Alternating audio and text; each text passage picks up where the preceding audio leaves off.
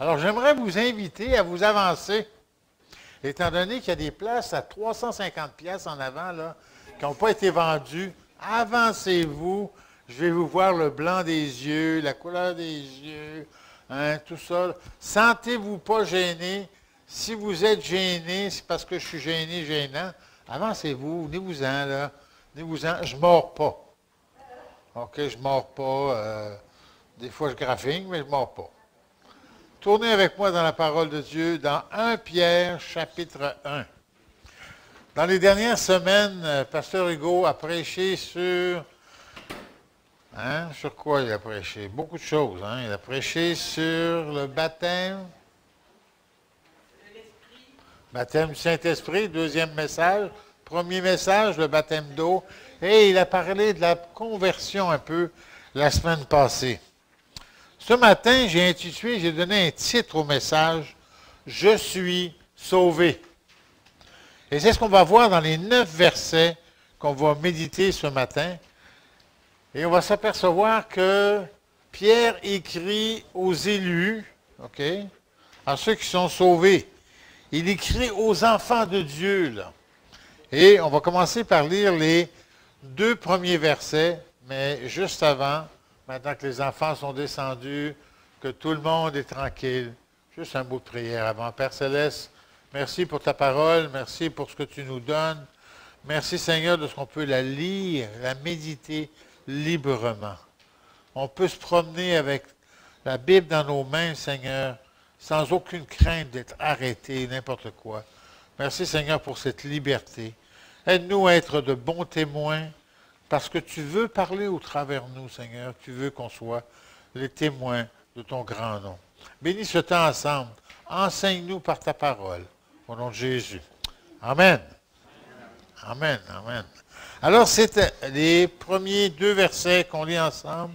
Pierre, apôtre de Jésus-Christ, aux élus qui sont étrangers dans la dispersion, au Pont, en Galatie, en Cappadoce, en Asie, en Bithynie, à Montréal-Nord, à Rivière-des-Prairies, à Rosemont, au Québec, hein, élus selon la prescience de Dieu le Père, par la sanctification de l'Esprit, pour l'obéissance et l'aspersion du sang de Jésus-Christ, que la grâce et la paix vous soient multipliées. J'ai de la compétition. Aux chrétiens, c'est ça que ça veut dire aux élus. Je ne prendrai pas le temps de passer à travers la doctrine de l'élection. C'est quelque chose, en soi, ça serait un sujet qui nous prendrait 45 minutes au moins. Mais on voit que c'est adressé aux chrétiens qui sont étrangers dans la dispersion. Qu'est-ce que c'est que ça veut dire, étrangers dans la dispersion? Ah, je t'aime pareil, mon frère, il n'y a pas de problème. Étrangers sur la terre.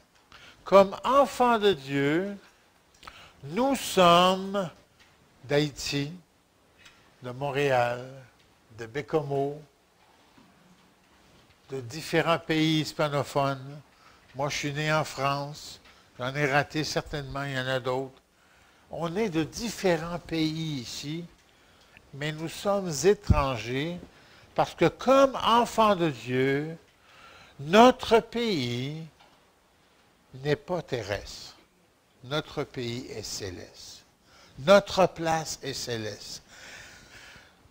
J'avais beaucoup de misère à comprendre ça quand j'étais jeune homme, encore pire quand j'étais adolescent, parce que je suis un bon vivant.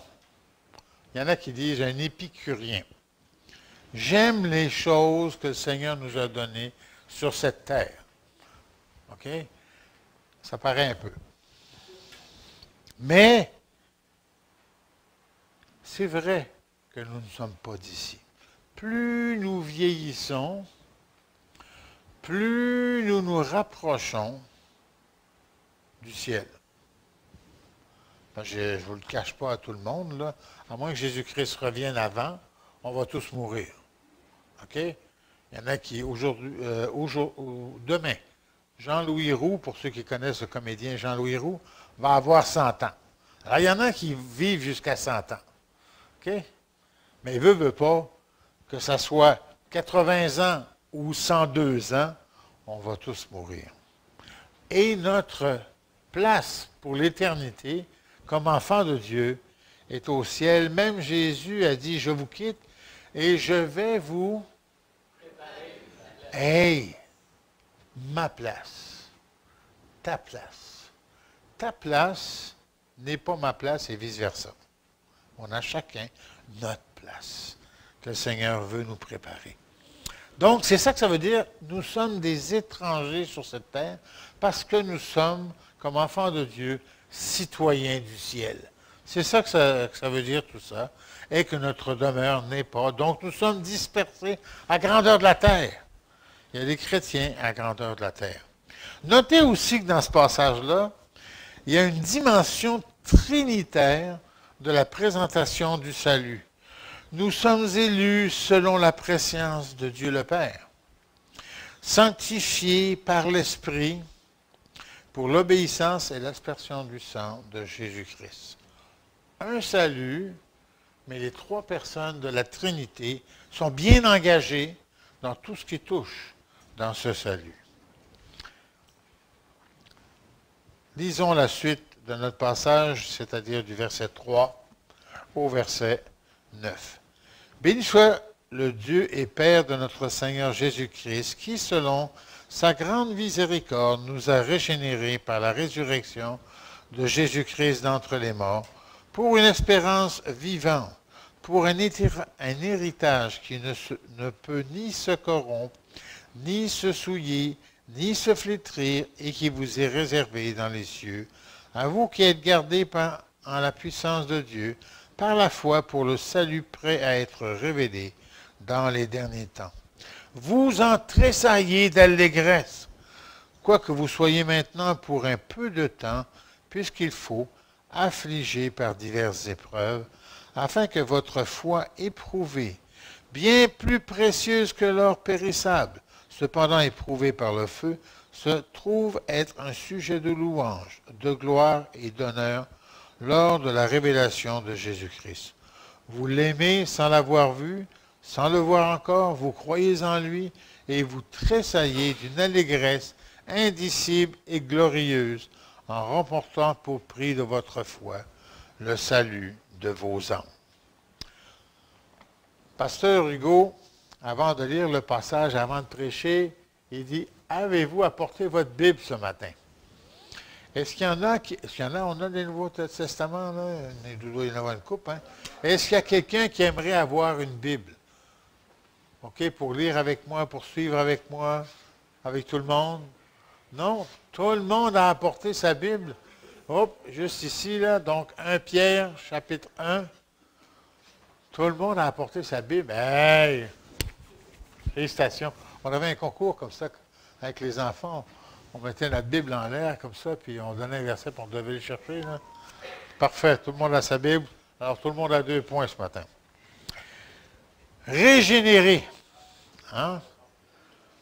Verset 3. Béni soit le Dieu et Père de notre Seigneur Jésus-Christ, qui, selon sa grande miséricorde, nous a régénérés. Avant d'aller à régénérer, ce qu'on doit voir, c'est la miséricorde de Dieu, sa grande miséricorde. Dans la traduction sommaire, c'est marqué « dans son grand amour ». Miséricorde, grâce, amour, c'est tout ensemble. Le Père nous aime. Tout le monde connaît Jean 3,16, ou presque. Dieu a tant aimé quelques personnes. Non, il a tant aimé le monde. Et c'est impressionnant de voir que le Père a donné son Fils. C'est ça que Jean 3,16 nous dit. Quelques versets, d'autres versets nous disent, il a plu au Père de faire mourir son Fils. Tout ça par amour pour toi, puis par amour pour moi. Le Père nous aime et il a pourvu un si grand salut. Vous pourriez aller voir dans Éphésiens 2, versets 4 et 5, dans Tite 3, verset 5. Mais ça, vous le prendrez, vous irez regarder ça en prenant votre dessert. Sa miséricorde nous conduit au salut, la régénération. Qu'est-ce que ça veut dire, régénération? Bien, c'est la même chose que nouvelle naissance. Naître de nouveau, c'est la régénération. Et tout ça est garanti, par la résurrection de Jésus-Christ d'entre les morts. Pourquoi c'est garanti par la résurrection de Jésus-Christ d'entre les morts? Si Jésus avait dit, je vais mourir pour vous, et qu'il serait mort, et qu'il serait resté dans le tombeau, quelle différence y aurait-il eu entre lui et les deux bandits qui étaient à côté de lui? Parce qu'eux sont morts, mais ils ne sont pas ressuscités. La différence, c'est que Jésus, sur la croix, a dit à son Père, et c'est un verset formidable, ça, tout est accompli. J'ai tout payé. Et à cause de mon péché, et à cause de ton péché, c'est à ce moment-là qu'il a dit, mon Dieu, pourquoi m'as-tu abandonné? Pourquoi criait-il cela? Parce que Dieu ne peut pas voir le péché et que Jésus était devenu, pas pécheur, mais à cause de ton péché et de mon péché, il était devenu péché par amour pour nous. Tout ça est important. Mais Jésus n'est pas resté dans le tombeau. Il est ressuscité et plusieurs l'ont vu et il est vivant pour intercéder pour nous. Nouvelle naissance, régénérée par la volonté du Père, par le sang de Jésus-Christ et par la résurrection de Jésus-Christ. Tout ça est un tout. La volonté de Dieu, la mort de Jésus, la résurrection de Jésus. C'est un tout. Un peu plus loin, il nous a régénérés par la résurrection de Jésus-Christ d'entre les morts pour une espérance vivante. Pour nous, dans Sommeur, c'est marqué pour nous donner une espérance. L'importance de l'espérance. Lorsqu'on parle, je parlais avec des camarades de travail dans le temps, leur espérance, c'est de dire, quand on meurt, on nous met dans les trous comme un chien. On n'est pas des chiens. J'aime les animaux, j'aime les chiens, mais on n'est pas des chiens. On ne nous met pas dans un trou, on va nous mettre dans un trou. Qu'entendons-nous, là? On va être enterré, crémation, ce que vous voulez, il n'y a pas de problème. Mais mon âme ne restera pas ici. L'importance de l'espérance vivante. Si on a dit tout à l'heure que Jésus a dit, je vais vous préparer une place, mon espérance, j'ai ma place. Je vais être dans cette place. Quand ma maman est décédée, quelques heures avant qu'elle décède, elle a demandé au Seigneur de venir la chercher. Et elle est morte paisiblement parce qu'elle savait où elle s'en allait. Elle a dit, je m'en vais à la maison. Je m'en vais à ma place. Et elle y est, à cause de Jésus-Christ. Vivante. Contraire à une mort éternelle, une séparation d'avec Dieu, notre espérance est vivante. Nous serons avec celui qui est vivant, soit Jésus-Christ, et nous serons vivants avec Jésus-Christ vivant. Parce que nous ressusciterons nous aussi. Alors, je ne sais pas si je vais ressusciter tout blanc ou tout blond. Hein? Avec des cheveux, Dominique. Avec des cheveux. Je ne sais pas. Je pense que ça n'a pas d'importance. Mais on va être vivant avec Jésus-Christ pour l'éternité. Contrairement à une mort éternelle, C'est un peu troublant le mot mort éternelle, parce qu'on va être vivant, mais séparé de Dieu pour l'éternité. C'est ce que la parole de Dieu nous dit. Regardons ce passage-là. Cette espérance vivante vient de Dieu. Un. Elle est garantie par la résurrection de Jésus-Christ. Ce n'est pas comme les garanties qu'on a pour notre voiture. OK? Ni aucune autre garantie. Mais elle est garantie parce que Jésus est ressuscité. Lui, il a dit, vous allez ressusciter vous aussi.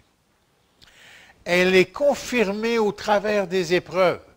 On va regarder ça un peu plus tard par rapport aux épreuves que malheureusement on va avoir des épreuves et que cette espérance vivante nous remplit de joie. Intéressant de voir que c'est une joie qui explose. C'est pour ça que je dis toujours, dans les difficultés, dans les épreuves, dans les douleurs, le chrétien reste joyeux. Attention, on a une mauvaise interprétation de la joie, comme si on doit avoir le sourire fendu jusqu'aux oreilles. La joie n'est pas un sourire fendu jusqu'aux oreilles. C'est une attitude du cœur. Nous sommes dans la joie parce que le meilleur est à venir. Et on va développer ça un peu plus loin. Dans les difficultés, dans la vieillesse, dans le doute, etc., on regarde à notre espérance. Contrairement à lorsqu'on regarde aux difficultés, ça va pas bien. Hein? C'est là qu'on a des problèmes d'estomac, des ulcères d'estomac, etc. Hein? Attention. On doit se rappeler, frères et sœurs, enfants de Dieu, si tu connais Jésus-Christ comme ton sauveur, si tu lui as donné tout ce qui est le plus laid dans ta vie pour qu'il te pardonne, le meilleur est à venir. Troisième point. J'ai 5 points. Fait que, pour un héritage, on continue, c'est la même chose. Hein? Pour une espérance vivante, verset 4, pour un héritage qui ne peut ni se corrompre, ni se souiller, ni se flétrir, et qui vous est réservé dans les cieux. On va arrêter là. D'habitude, l'héritage, quand je vais mourir, c'est pas moi qui va le recevoir. C'est ceux qui sont écrits sur le testament, à qui on a légué tous nos problèmes de cette terre. Hein? Oui, on y lègue la maison. C'est impressionnant une maison. Hein? Ma femme et moi, on est propriétaires d'une maison depuis 1976. Depuis 1976, on doit laver les vitres, on doit refaire le caulking, on doit changer les portes et châssis, on doit faire ci, on doit faire ça, changer de fournaise. Vous comprenez? Pourtant, il me semble que je l'ai payé, cette maison, ça devrait être fini, ça.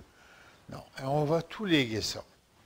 On lègue des choses qui sont périssables. Même si vous léguez votre voiture. Alors nous, ma femme et moi, on a une voiture récente, on a une vieille voiture de 15 ans. Hein? Elle roule bien encore. J'ai dit encore. Ça peut tout changer la semaine prochaine. Parce que nous vivons avec des biens périssables. Nous changeons de linge, nous changeons de chaussures. Et je vous passe les détails de tout ce qu'on change. Hein? On change de peinture. Sur terre, tout est périssable. Et contrairement à ce qui est dit de l'héritage, tout se corrompt, tout se souille, tout se flétrit. Mais l'héritage qui nous est réservé dans le ciel, il sera éternel, il ne se corrompt pas, il ne se souille pas, etc. Il ne se flétrit pas. Dans la semeur, au lieu de flétrir, c'est perdre sa beauté. Il ne perdra pas sa beauté. Il est à l'abri de l'inflation, à l'abri des taux d'intérêt, et il est beau pour l'éternité.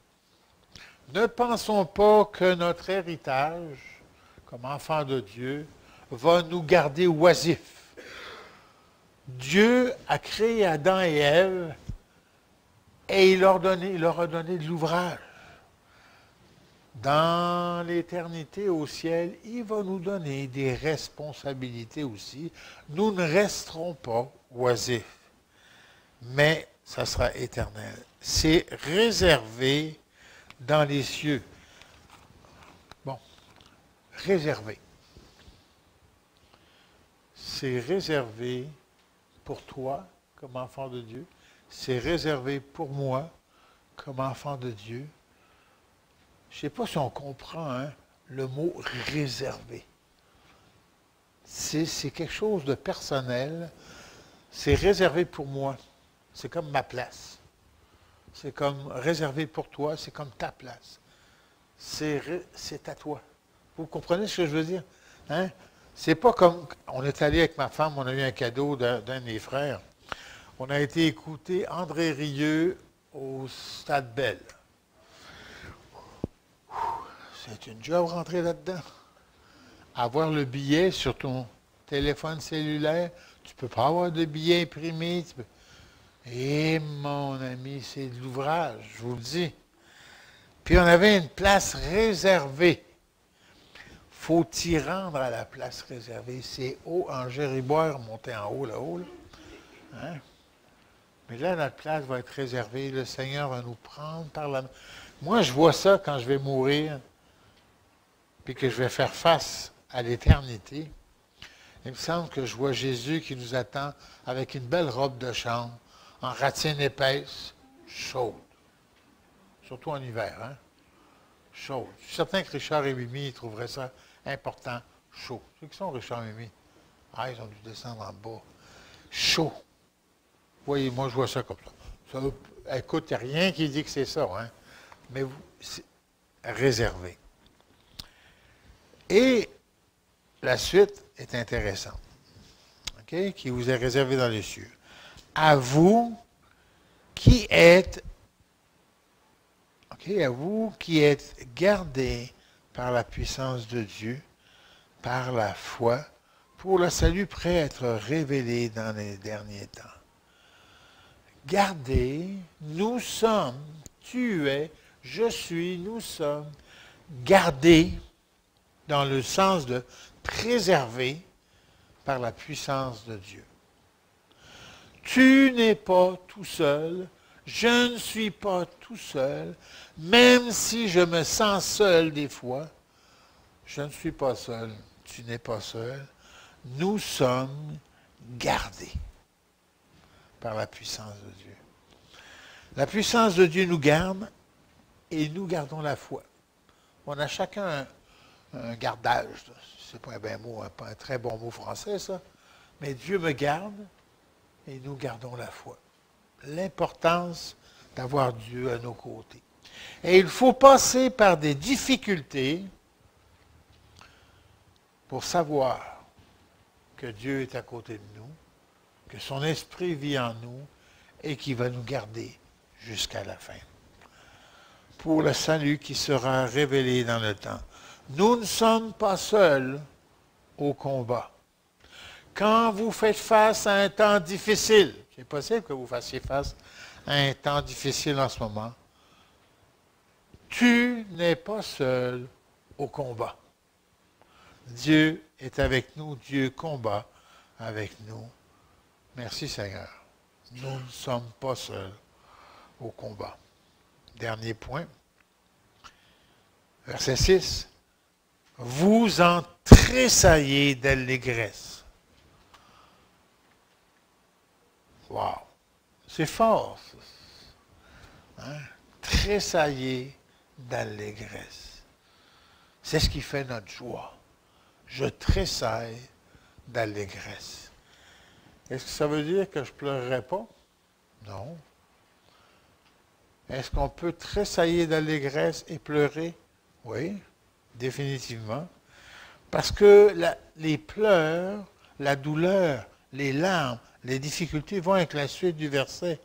Quoi que vous soyez maintenant, pour un peu de temps puisqu'il le faut, affligés par diverses épreuves, afin que votre foi éprouvée, bien plus précieuse que l'or périssable, cependant éprouvée par le feu, se trouve être un sujet de louange, de gloire et d'honneur lors de la révélation de Jésus-Christ.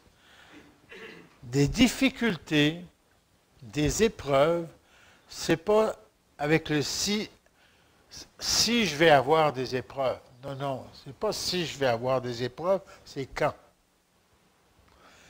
On va passer par des difficultés. Toute une vie va nous permettre d'exercer l'épreuve de notre foi. On passe par des difficultés. Le Seigneur est bon parce qu'il est là pour nous aider à passer à travers ces difficultés. Qu'elles soient de santé, qu'elles soient financières, qu'elles soient n'importe quoi comme difficulté, on va en avoir. Mais nous gardons les yeux fixés sur l'espérance, et même dans l'épreuve, quand il y en aura, parce qu'il parle de diverses épreuves dans le passage qu'on vient de lire, nous serons attristés, mais tout ça pour un peu de temps. Alors, pourquoi est-ce que c'est écrit? Alors, voyez-vous, quoi que vous soyez maintenant, pour un peu de temps, puisqu'il le faut, affligés par diverses épreuves. Pourquoi est-ce que c'est marqué que nous serons attristés et que nous aurons des épreuves pour un peu de temps? Alors, Hugo, ce n'est pas une épreuve, là. Pourquoi? Parce qu'il sait combien nous sommes faibles. Il sait combien je suis faible. Combien on n'est pas tough. Je ne sais pas si on peut traduire ça en espagnol, pas tough. Vous comprenez ce que je veux dire? Et il sait que c'est difficile. Et il ne veut pas que ce soit trop difficile. Donc l'épreuve ne sera là que pour un peu de temps. Ça n'ira pas au-delà de nos capacités. Même dans Corinthiens, il dit que la tentation qui est là, il ne permettra pas que nous soyons tentés au-delà de nos forces. Mais avec la tentation, il a pourvu le moyen d'en sortir. L'épreuve, c'est la même chose. Joie dans l'épreuve, et nous sommes gardés dans l'épreuve. Cette joie ne dépend pas des circonstances. Que les circonstances soient bonnes ou qu'elles soient mauvaises, cette joie est là, en tout temps. Cette victoire dans l'épreuve aura pour résultat, verset 7, afin que votre foi éprouvée, bien plus précieuse que l'or périssable, cependant éprouvée par le feu, se trouve être un sujet de louange, de gloire et d'honneur lors de la révélation de Jésus-Christ. OK.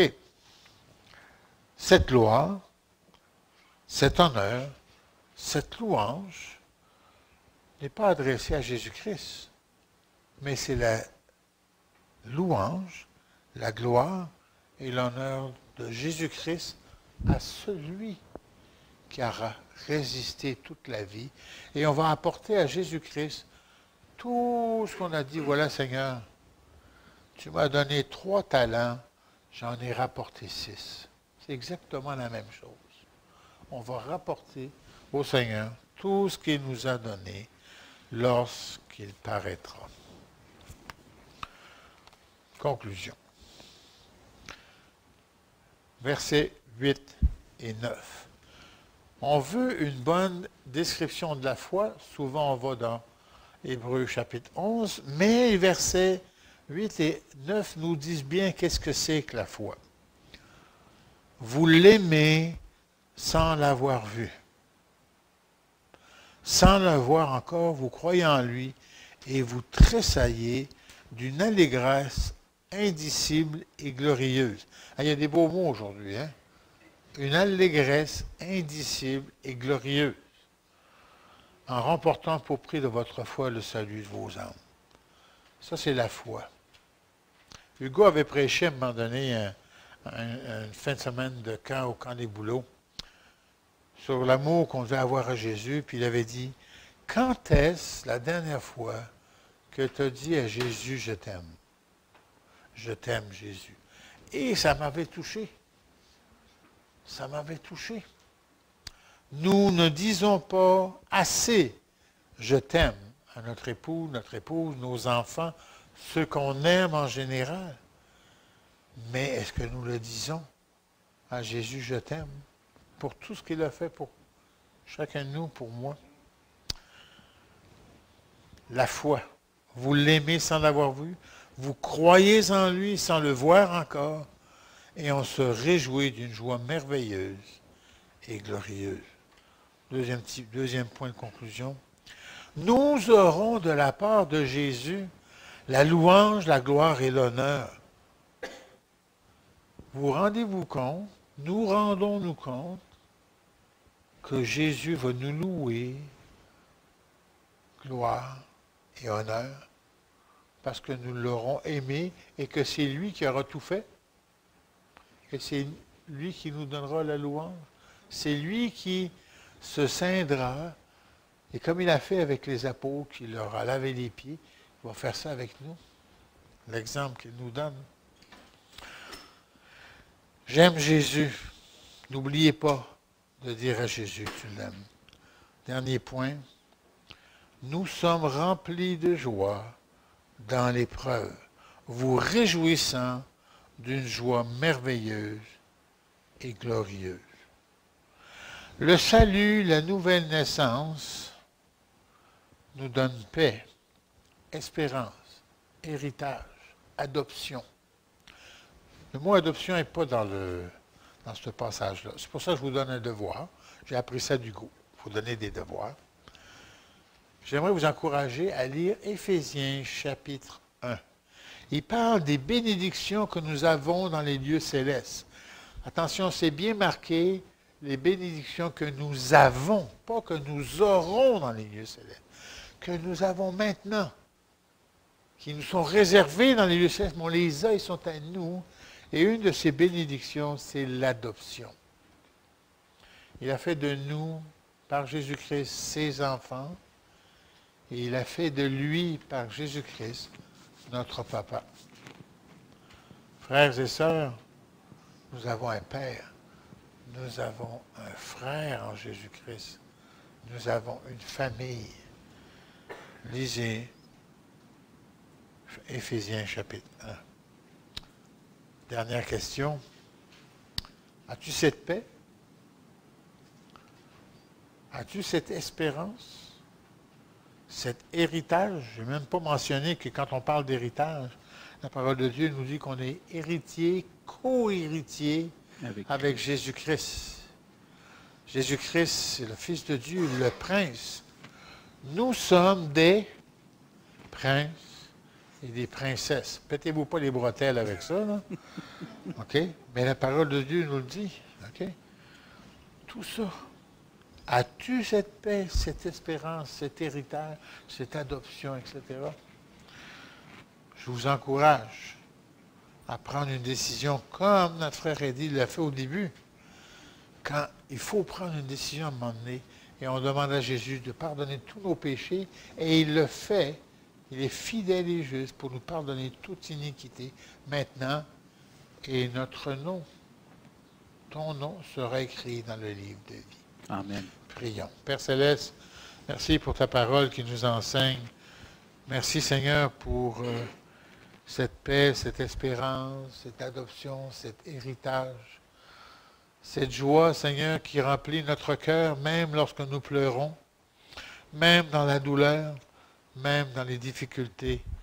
Merci, Seigneur, de ce que nous regardons vers l'avenir et que le meilleur est à venir parce que tu nous prépares une place. Merci, Seigneur, pour tout ce que tu fais pour nous. Merci pour un si grand salut. Au nom de Jésus-Christ. Amen.